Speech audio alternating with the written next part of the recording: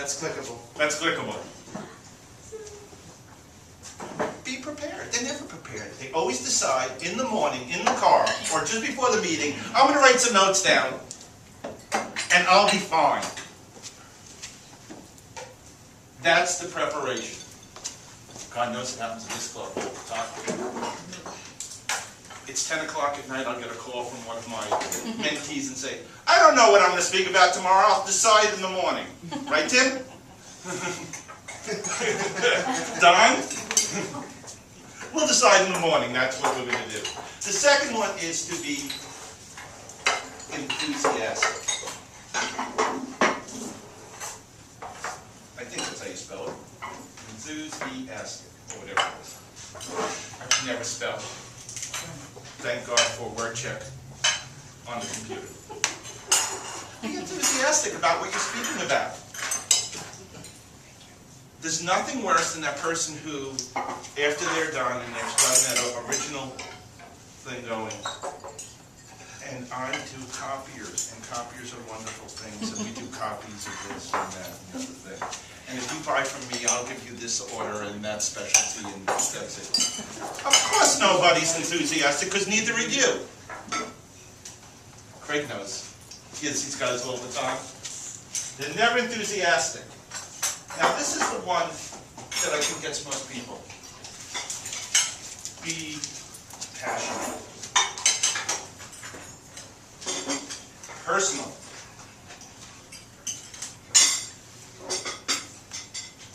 And have a purpose.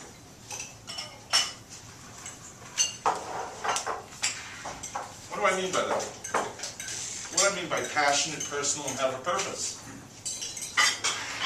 How many times do you hear people say here, nobody cares what I have to talk about? Nobody cares. Nobody's interested. Nobody really cares. Well, if you're passionate about what you do, even Debbie, was it 2 weeks ago, said, I'm not going to do this in front of the group because nobody cares. You're going to be bored. Margie's face was, oh my God, an hour. And after a while, she was like, there's more questions I have to ask you? Right? Everybody in the audience was involved because Debbie was passionate. She knew what she was talking about. She had a purpose. She was personal. She told good stories. This was stuff that came from her own experience. People love that kind of stuff. Right? She was fantastic, by the way, at her presentation. Absolutely had everybody. And I could see that she wasn't as nervous because she'd done it all already. Right? The last T. Talk to your audience.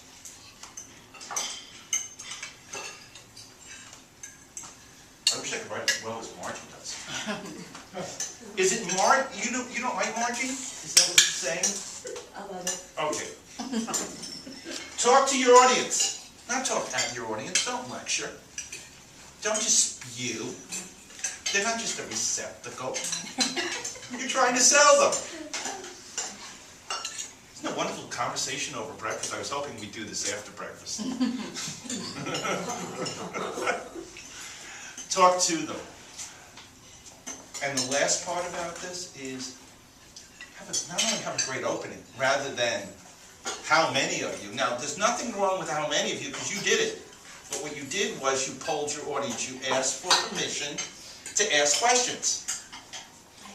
Yes, you did. Because what she said is, in order for me to understand how and what level this will be on, I need to know how many people are already prescribing, how many people have never prescribed, how many people this. So she asked their permission. It wasn't an overhead question. It was really just polling your audience to find out what you needed to say. That's have a strong opening and have a strong closing. Deb did that very well. Leave them laughing.